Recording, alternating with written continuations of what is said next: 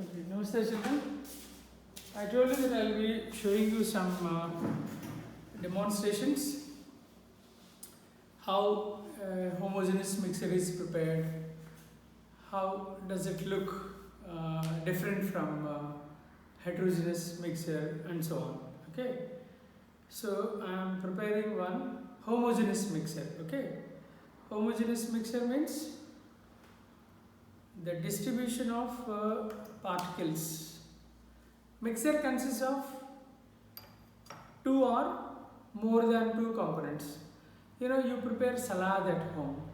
When you prepare salad, you mix different food items. Okay, onion, tomato, okay, carrot, beetroot. You all mix them.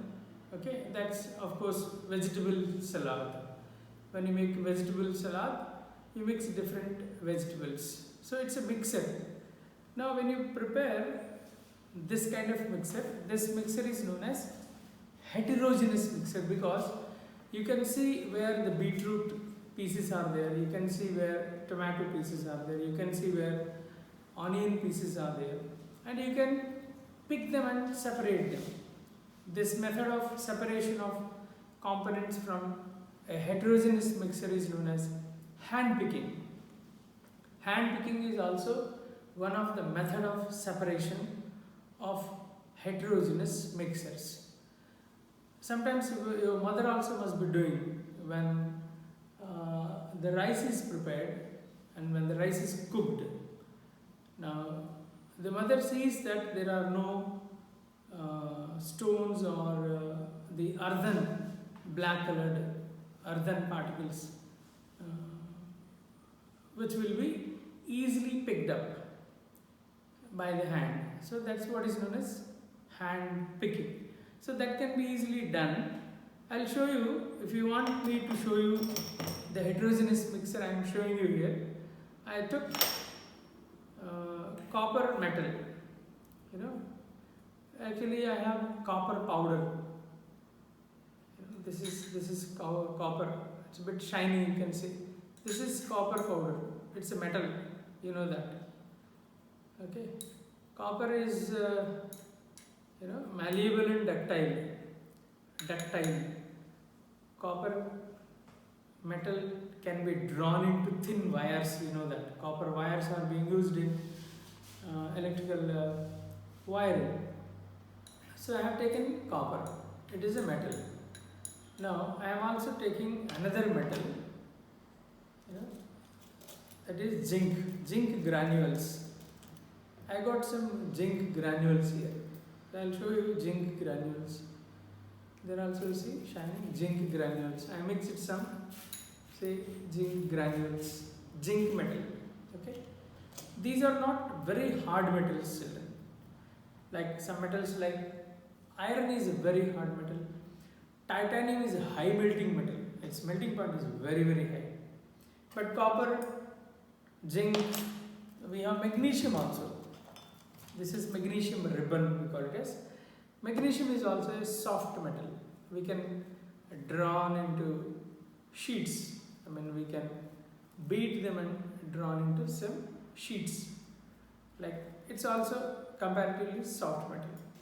So I have taken zinc and copper. I have mixed it. So I got the mixture of zinc and copper. You could see that? Zinc and copper. So I can easily see which is zinc and which is copper. And where the copper particles are, now for example if I show you here, zinc particles are on this side and more of copper particles are on this side. So this mixture is known as heterogeneous mixture. Distribution of particles is not at all uniform throughout the mass. Okay, so this is heterogeneous mixture, and whenever you have a heterogeneous mixture, you can easily separate them. You can easily separate them by filtration method. Even if I put some chalk powder in water, by filtering I can separate them easily. May I show you that? I have a test tube. Okay, I'll take a piece of chalk I'll take a piece of chalk which I have here. I'll take some water with the help of wash bottle. This is known as wash bottle. Okay, I'm taking some water in wash bottle, and then I put some chalk powder. See, I'm making small pieces of chalk.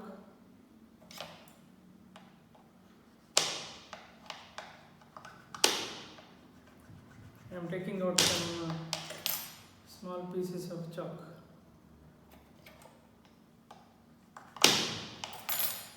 Okay.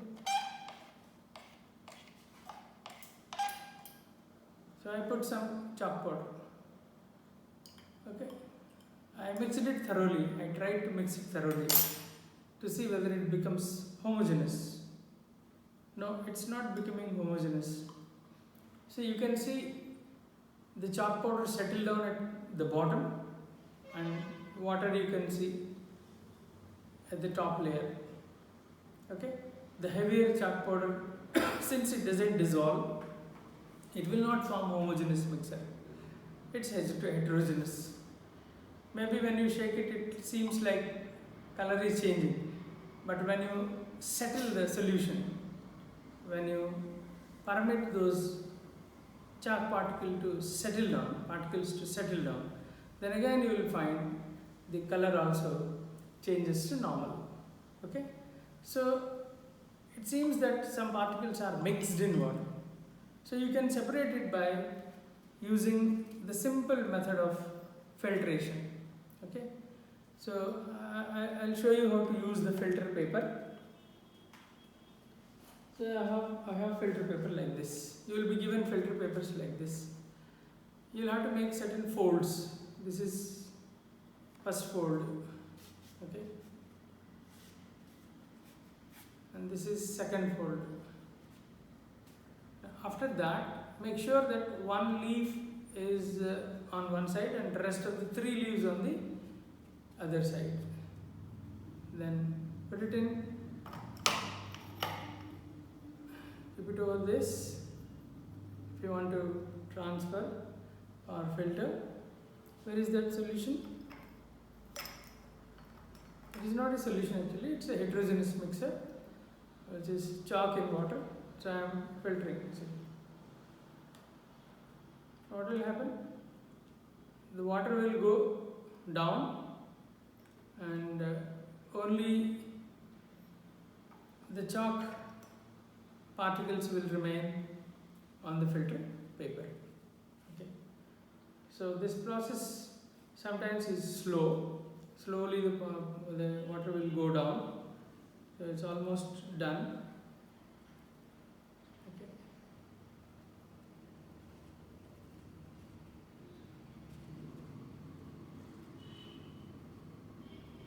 So the water molecules are moving down. Water molecules are moving down, and what is left is chalk powder. So this chalk powder can be separated from this liquid. Okay, this is going to be pure water now. Whatever is left here, it is going to be pure water now, and whatever is left here is going to be pure chalk. So process is happening slowly. I am keeping it here. So this will happen. The filtration will happen like that. So this is about this is all about heterogeneous mixture. I don't know whether you could see that. Homogeneous mixture I will prepare now, and homogeneous mixtures are very, very important. Okay. Now homogeneous means distribution of particles must be uniform throughout the mass. Distribution of components. See, I'll tell you, whenever I dissolve, I am taking a test tube. I'll have roughly 5 ml water. Actually, this test tube capacity is roughly 10 ml. Okay. Now, if I take half test tube, that means it is 5 ml. So, roughly 5 ml water I have taken, and I am going to dissolve ammonium chloride salt. I am going to dissolve ammonium chloride salt. I can dissolve several substances in water. As I said, water is a universal solvent. This is known as spatula, you know that, spatula. And ammonium chloride is a colorless, tasteless, odorless solid.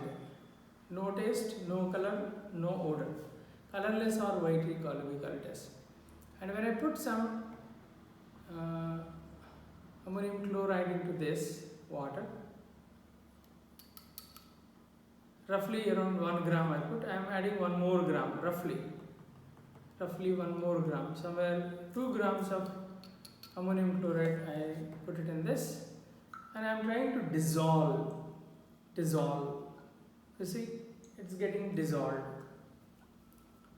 So that white color is what? Ammonium chloride. Now that will disappear, you see. That white color will disappear.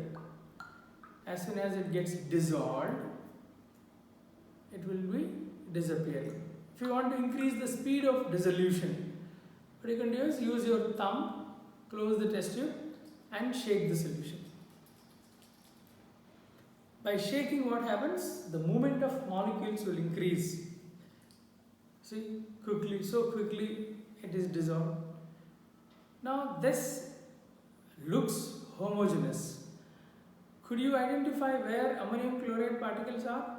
Initially you could see they are trying to get dissolved. Some white color is there. Even if I cannot add more also, and I'll show you. You can see some white colored particles spreading. See, white colored particles. Now some particles got settled down. Okay. So there is a discrimination of solute particles and solvent. But gradually what happens when it is dissolved completely, then the solution becomes completely homogeneous. So if the substance gets dissolved completely, they are known as fairly soluble. So ammonium chloride is fairly soluble. Only thing is that if you want to increase the solubility, that means the capacity, not solubility, rather if you want to see that the substance is soluble faster, then stir the solution. So when you are dissolving bigger quantities of substances, then one more thing you can do. You cannot shake the solution like this, no? If you are taking bigger quantities. If you want to increase the speed of dissolution, you want that quickly the entire solute gets dissolved, you can heat. That is also one other method. When you heat it, dissolution rate will increase. Anyway, so you could see very clearly that once it is dissolved completely, now it is looking absolutely uniform. You cannot say where ammonium chloride particles are and where water particles are, water molecules are. Okay? Now here, since the distribution of water and ammonium chloride are uniform throughout the mass, this solution is known as homogeneous solution. I'll give another example of a colored solution. So it will be interesting to see colored solution. This is another example of homogeneous mixture. What I did is, you know, potassium permanganate. They exist in violet colored, purple colored crystals. Okay, and those crystals, when you dissolve in water like this, it's a solution, violet colored solution you are getting. See, it is a homogeneous mixture. So the potassium permanganate molecules and water molecules are uniform throughout the mass. You see, this much liquid is looking uniform. Okay, absolutely uniform. Of course, the upside, this pink color is due to the touching of those potassium permanganate molecules. When you dilute this solution, finally it becomes, pink color. When you are diluting, that's a different thing. Otherwise, this solution is absolutely homogeneous. Okay, so potassium permanganate particles and water particles are uniform. So this is how we can make homogeneous solutions and heterogeneous. These two are homogeneous solutions, and this is homogeneous mixtures. and they are also known as solutions. Okay, this is a heterogeneous mixture. These are homogeneous mixtures. Now, homogeneous mixture of two or more than two components. Here there are two components, ammonium chloride and water. Here also there are two components, potassium permanganate and water. This is having two components, we say. One is water, another is potassium permanganate. If the solution is having, homogeneous solution is having two components, then it is known as binary solution. Bi means two. Tri or ternary means three, like that. So now I will make a solution. I will make a solution having more than two components. What does this consist of, children? Water plus ammonium chloride. Now what will I do is, I have sugar also.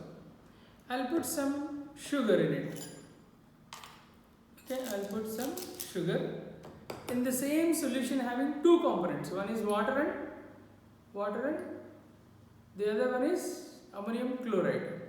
Now tell me, before I add the third component, sugar, into this solution is known as binary solution. Why? It is having only two components. One is water, whose symbol is usually given as A. Okay? And who is dissolving the substance? Water. The substance that dissolves the other one is known as solvent. S-O-L-V-E-N-T. There are three terms here, you see. Solute, solvent, solution. First is solution, then solute, solvent. These three terms I will make it clear. Then fourth one I will tell you later. Solubility. Okay. Solvent is the one that dissolves. So ammonium chloride is what? This is getting dissolved in water. So this is solute. Now this is sugar. I can dissolve the sugar in water. This is solute. And this is solvent. Now if you wish to define what is solute and what is solvent. Solute is the substance. Say this is an example of sugar. It is the substance. Solute, S-O-L-U-T-E. Solute is the substance that gets dissolved. It will get dissolved. See, it is getting dissolved. Okay? This is solute. This is solute. Now, who is dissolving water? So, what is the name given for water? Solvent. Name given for water is solvent. Okay? So, the same water is dissolving two solutes. Earlier we dissolved ammonium chloride. Now I have dissolved sugar also. In case if it is so, I'll take another combination because this is having undissolved substance. So this is actually the solution of ammonium chloride in water. This is a solution. This is a binary solution. You see, number of times I am saying solution. So if you ask me, sir, how do we define solution?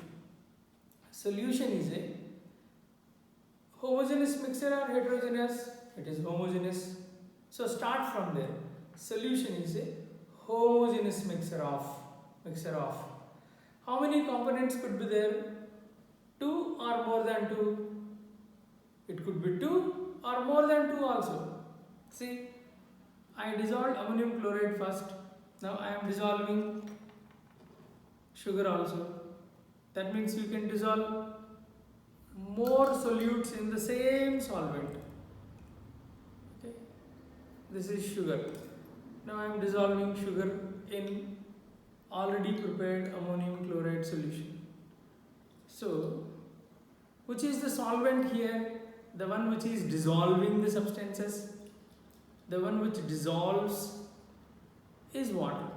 So this water is known as solvent, which is the substance that dissolves. Which are the solutes here? Which are the solutes here? Ammonium chloride and what else? Sugar.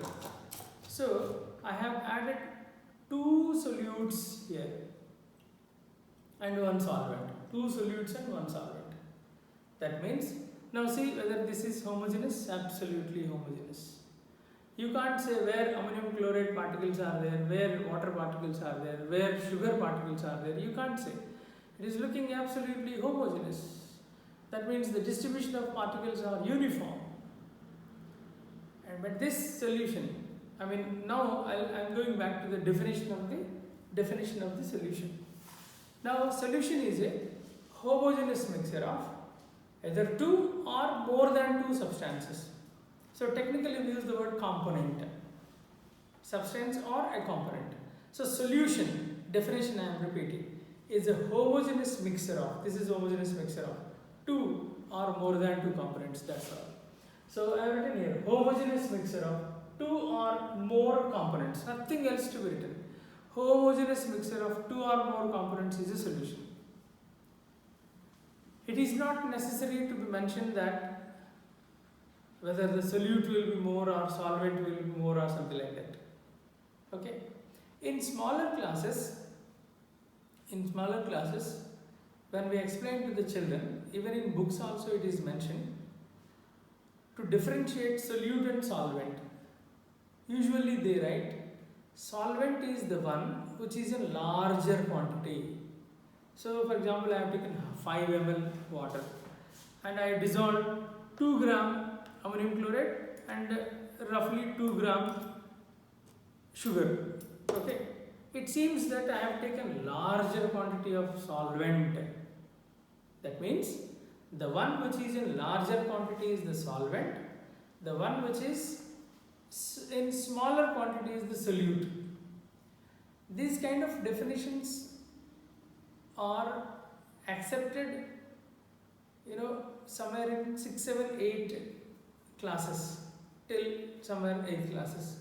Afterwards, you cannot use such definitions. You cannot write such definitions because I can prepare, I'll show you that. I'll show you why the definition of solute as the substance which is in smaller quantity is a solute is wrong.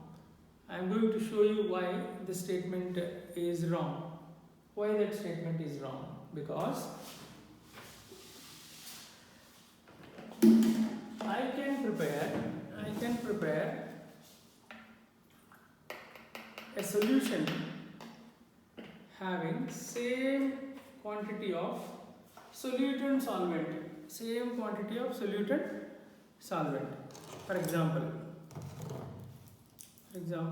I am taking roughly 2.5 ml water. I am cleaning this actually.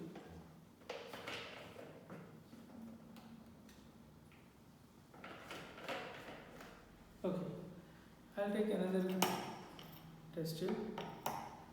So I am taking roughly 2.5 ml of water. Okay, this is 2.5 ml of water.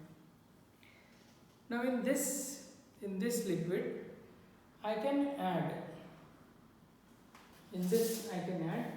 exactly 2.5 ml of glycerol. Exactly 2.5 ml of glycerol. Or I can prepare a solution. By mixing 2 gram alcohol plus 2 gram water. 2 gram alcohol plus 2 gram water. I can prepare a solution. So which is in larger quantity? None. So here those statements will not be valid. Those definitions doesn't hold good in such cases where I take equal quantities of solute and solvent and prepare prepare homogeneous solution. I can prepare homogeneous solution of equal amounts of solute and solvent. Therefore, the definitions of solute and solvent saying that solvent is the one which is larger in quantity, solute is the one which is smaller in quantity, are not correct. So always you learn the definition of solute and solvent in this manner only. I am repeating again, solute is the substance that gets dissolved. That's it. The one which gets dissolved is solute. The one which dissolves, water dissolves many substances. So water is solvent. Suppose if I am dissolving something in alcohol, for example, sodium hydroxide pellets are there. Sodium hydroxide exists in the form of small pellets. Okay, if I dissolve sodium hydroxide in alcohol, so solute is sodium hydroxide, solvent is alcohol, and such a solution is known as alcoholic solution. Now this solution is these solutions which we have prepared now. This is also aqueous solution of potassium permanganate. This is aqueous solution of potassium permanganate, aqueous solution of ammonium chloride and sugar, because we prepared the solution in water. So aqua refers to water. So aqueous solution means a solution which is prepared in water. A solution which is prepared in water is nothing but aqueous solution. A solution which is prepared in alcohol is nothing but alcoholic solution. Most of the cases we prepare aqueous solutions. In many reactions we see aqueous solutions are prepared. In several cases it is mentioned in your practicals, in your theory also. When we take aqueous solution of this, aqueous solution of this substance, aqueous solution of that substance, this is the common sentences which you find. So you must know the meaning of aqueous solution. You must know first of all what is solution, and you must know what is aqueous solution. Aqueous solution is a homogeneous mixture of two or more than two components in water. Aqueous solution. Aqua means water. So solution is a homogeneous mixture of two or more than two components. Definition is done. Solute is the substance which gets dissolved. We have seen ammonium chloride is dissolved, and then we have dissolved sugar also. Okay. Then I also told you the solute is the substance that gets dissolved, and solvent is the substance that dissolves. Water is the solvent. So whenever we talk about a solution having one solute in a solvent, total components are two, solvent plus solute. For a solvent always symbol A is given. I have mentioned here, A plus B. If a solution is having two components labeled A plus B, where A is the solvent and B is the solute, and total components are two, then that solution is known as binary solution. In case if we have three components, which we have prepared here, three components, in these three components are there: water, solvent A plus B, ammonium chloride, C, sugar. So total three components. Such solutions are known as ternary solutions.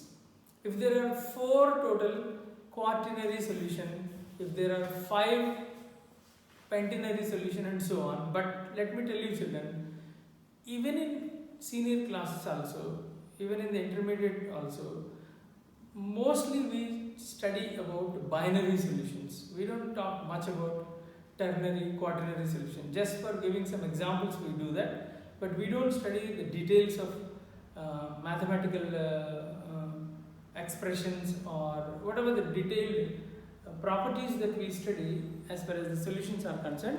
They are basically with reference to binary solutions.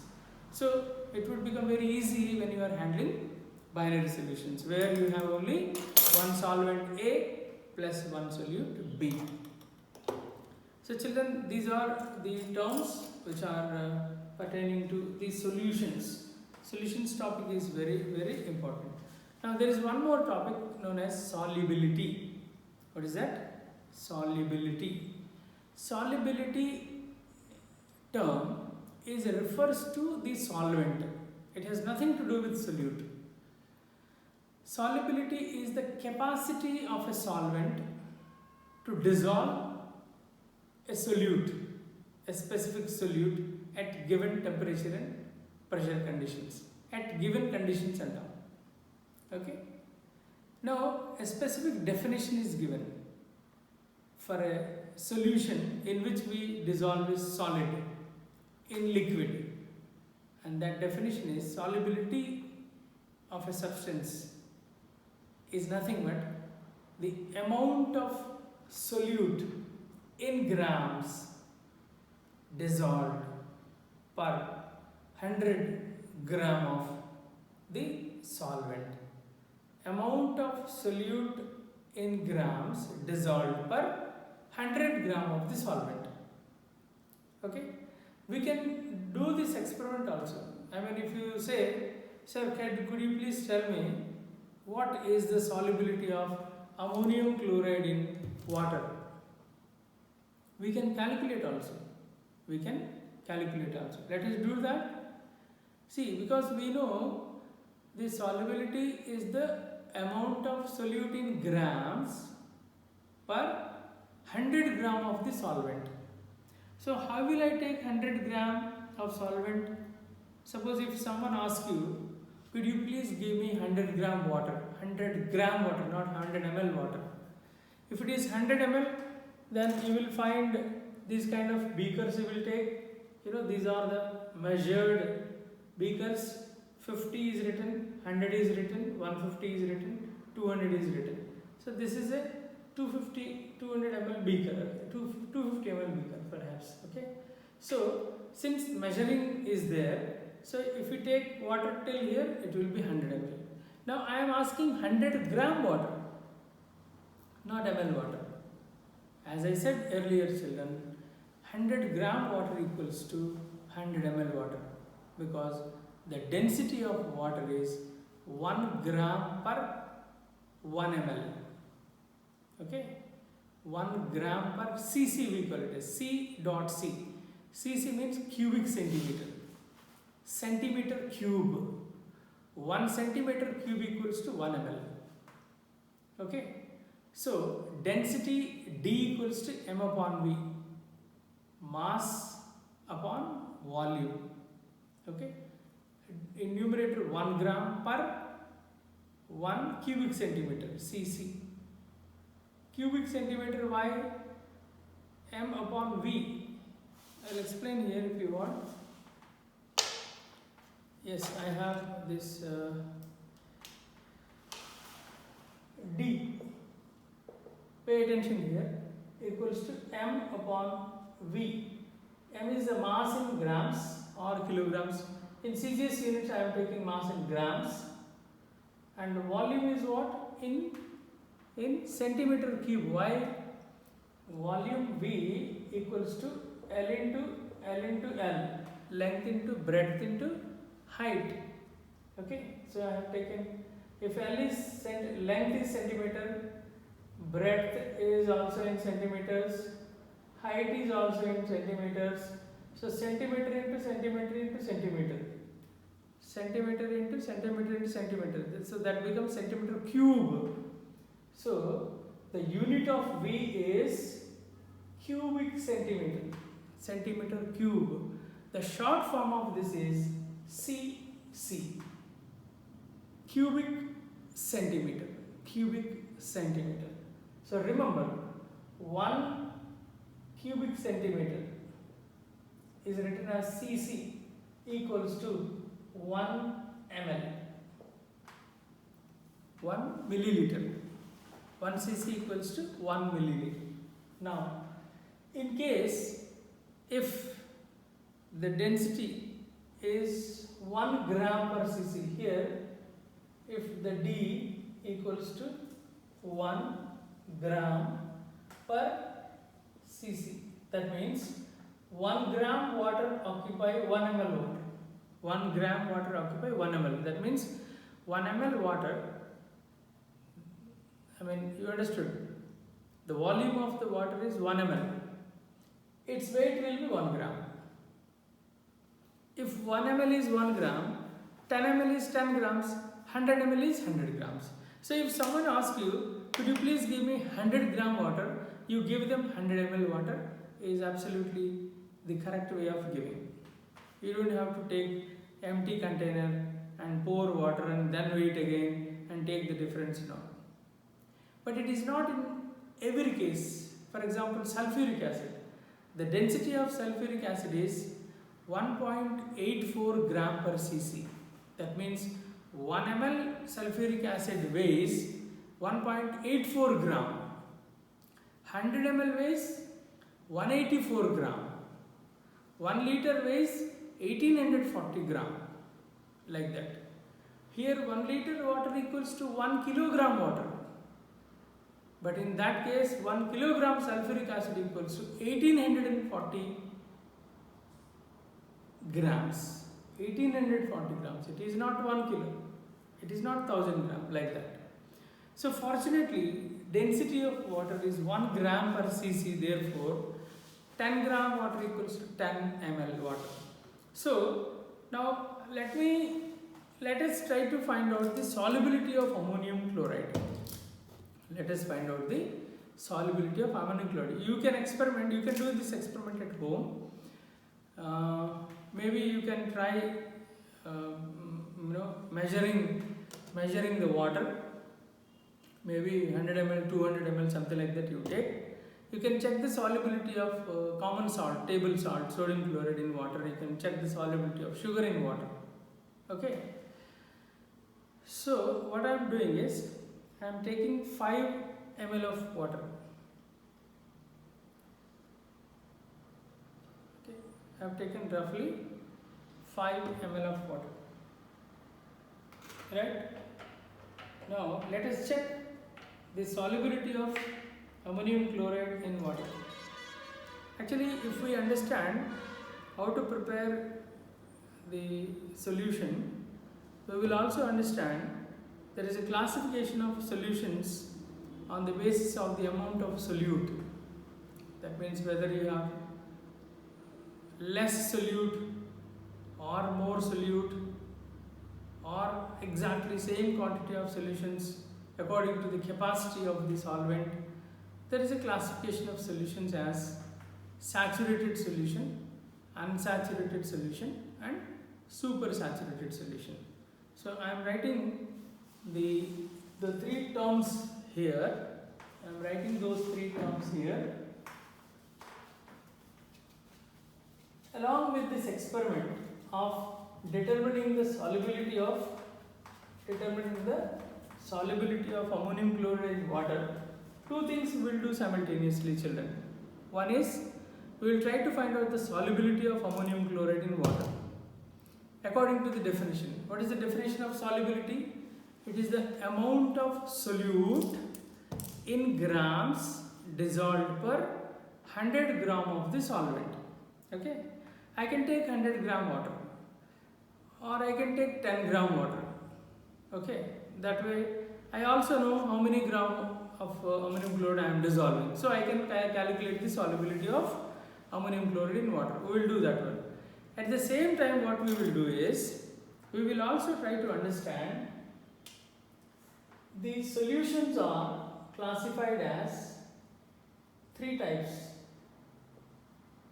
on the basis of amount of solute. Amount of solute.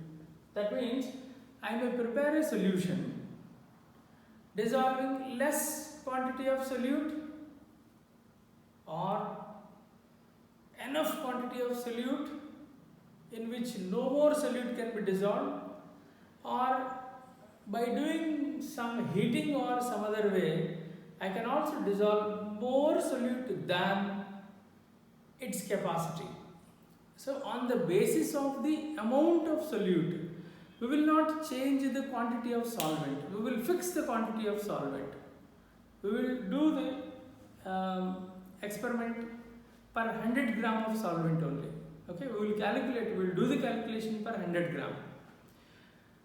And when I am doing the experiment also, I will take 5 ml water and I will not change this 5 ml water, but I will keep changing the amount of solute.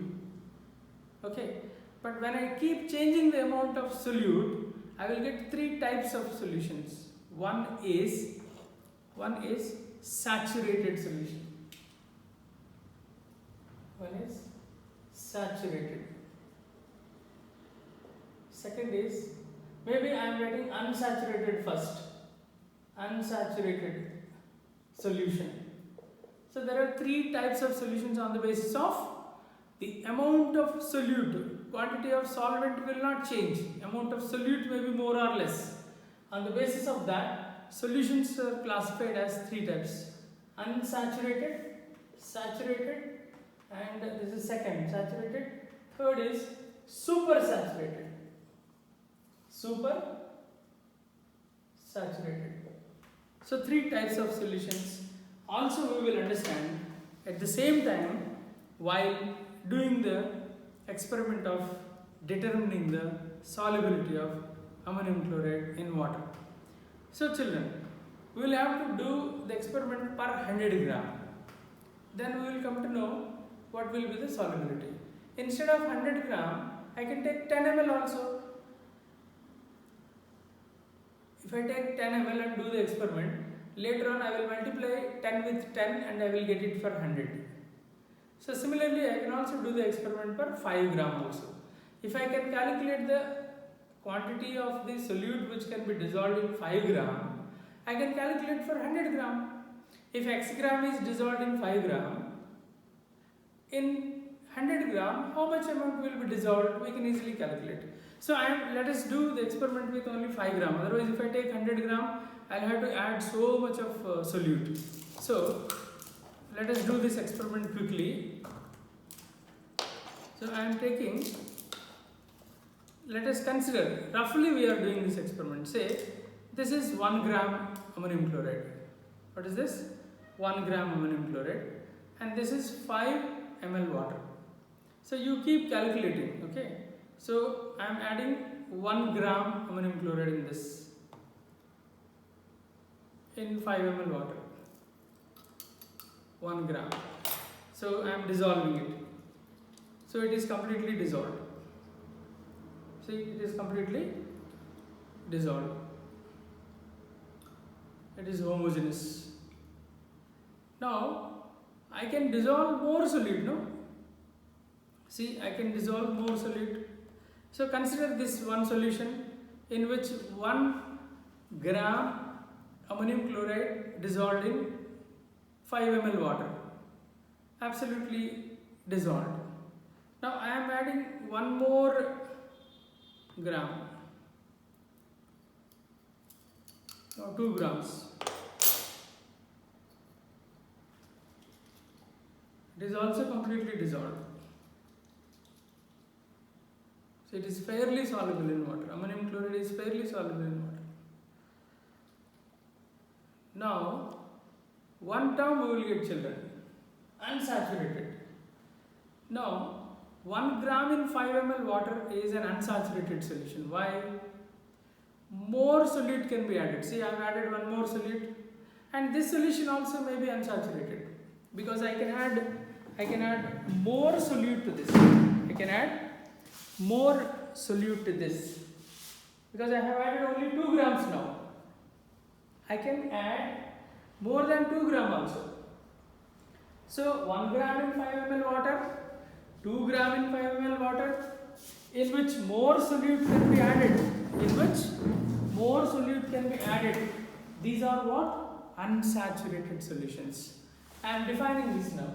Unsaturated solution is the solution in which more solute can be added. This is also unsaturated because I know that more solute can be added. Now what is saturated solution then? A solution in which no more solute can be added.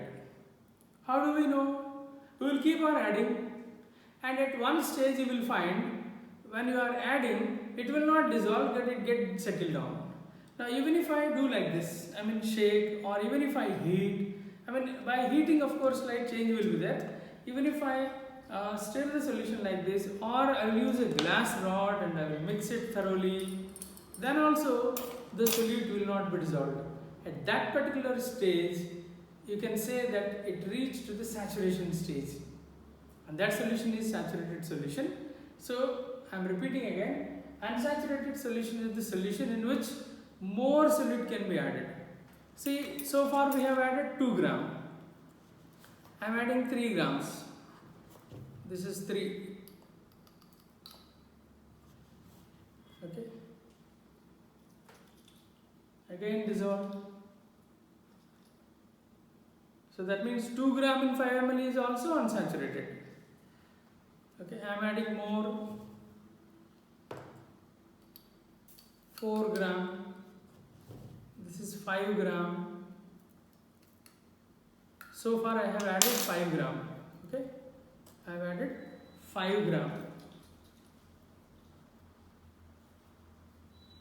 And I am trying to dissolve. 5 gram I added now. And I am dissolving in the same 5 ml water. We have not changed the quantity of water. Water remains same. So far we have dissolved how much? 5 gram ammonium chloride. Make sure that no particles get settled down. If the particles are started getting settled down, that means what? Now this solvent may not dissolve any more solute. That stage we have to reach. When we reach to that stage, we will reach to saturated solution. Okay? I am thoroughly dissolving it. So it is almost dissolved. Yes, completely dissolved. No particles are there. I couldn't see any particles at the bottom of the test tube. So for 5 grams we have added. I am adding 1 more gram now.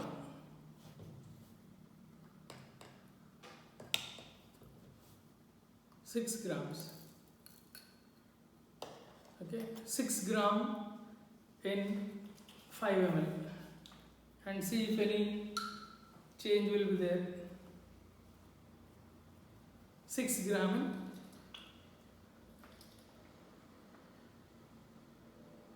6 gram in 5 ml water.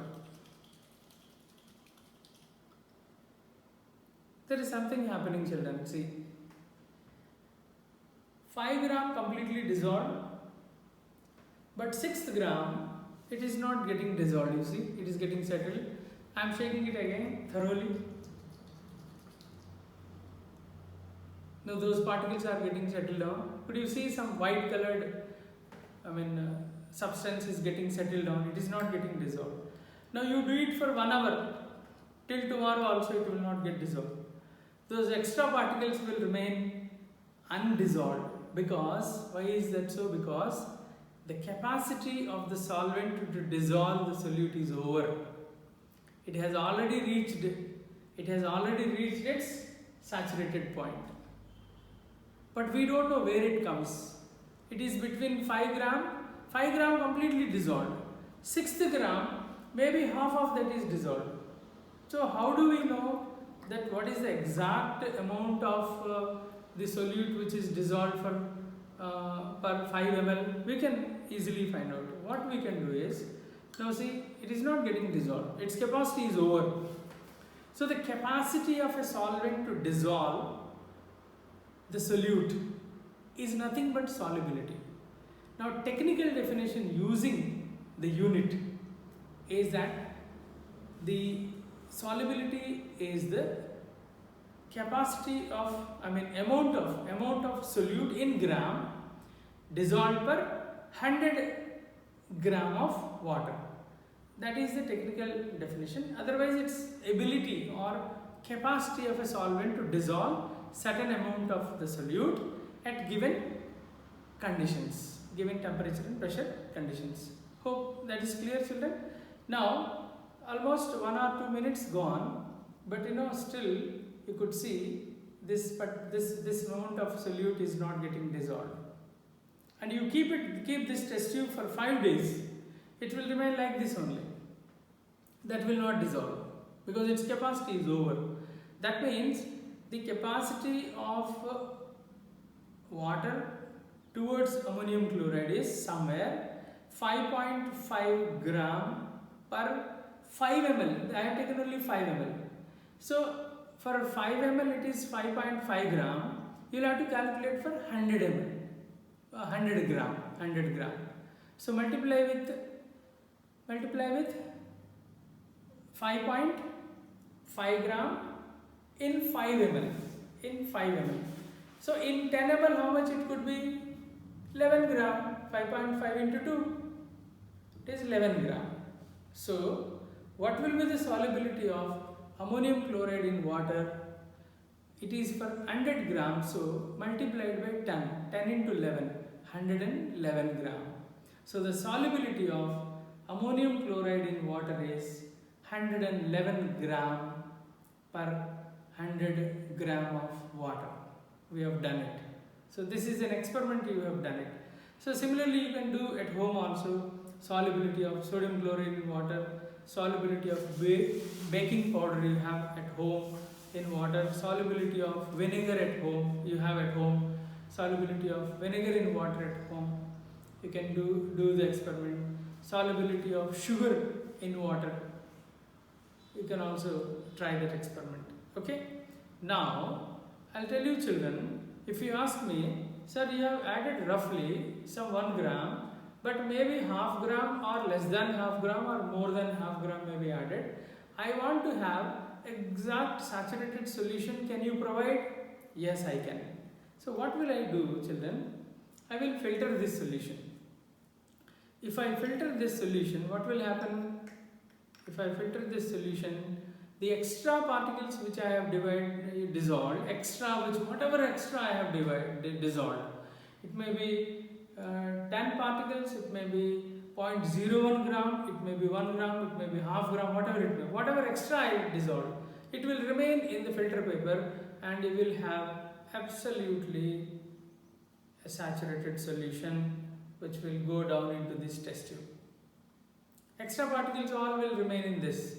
So you will get a saturated solution here. Whatever the solution we get now will be a saturated solution in which no more solute can be added. Not a single particle can be added. It will settle down at the bottom. So we will get saturated solution. Gradually, see, it is going down. The water level is increasing in the test tube. Now this solution is going to be saturated solution. Saturated solution is a solution in which no more solute can be added. Now what is last one, children? Supersaturated solution. Supersaturated solution means, I'll tell you, as I said right now, we calculated the solubility of ammonium chloride in water. It is found to be 111 gram per 100 gram water. 111 gram per 100 gram water. Solubility we calculated. What is the solubility of water towards ammonium chloride? 111 gram. Now, if I heat the water, now we did it at room temperature. If I heat the water using the burner, I may dissolve more than 111 gram per 100 gram of water.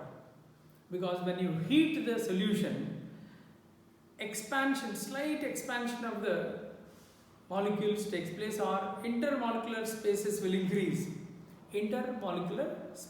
increase. And due to that, more solute can be dissolved. That means somewhere instead of 111 gram, you may dissolve 112 gram also, or it may be 112.5 gram. That we can check after heating the solvent, okay, at a particular temperature. Now if you increase the temperature, the solubility will further increase. That's a different thing. At a particular temperature, say for example at 50 degrees Celsius, what will be the solubility, you can check. At 100 degrees Celsius, what will be the solubility, you can check. But the conclusion is that by increasing temperature, the solubility will increase.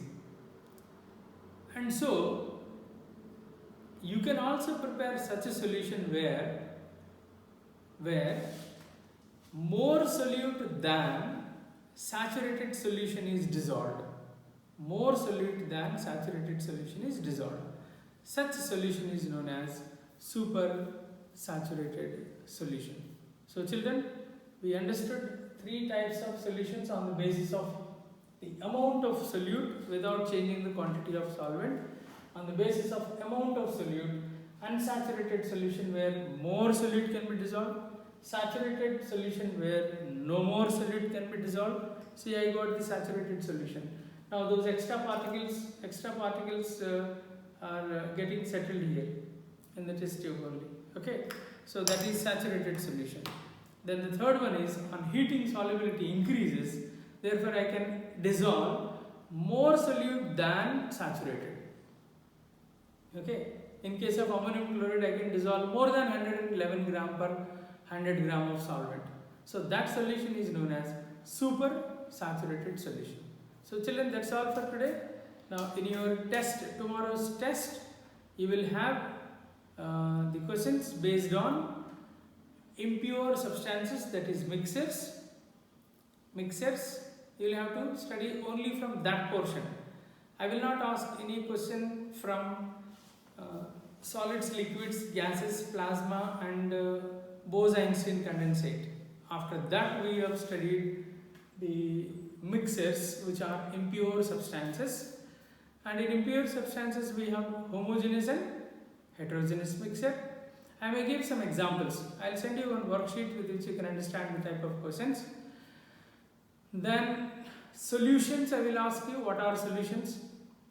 Okay, types of solutions on the basis of number of components, binary solution, ternary solution.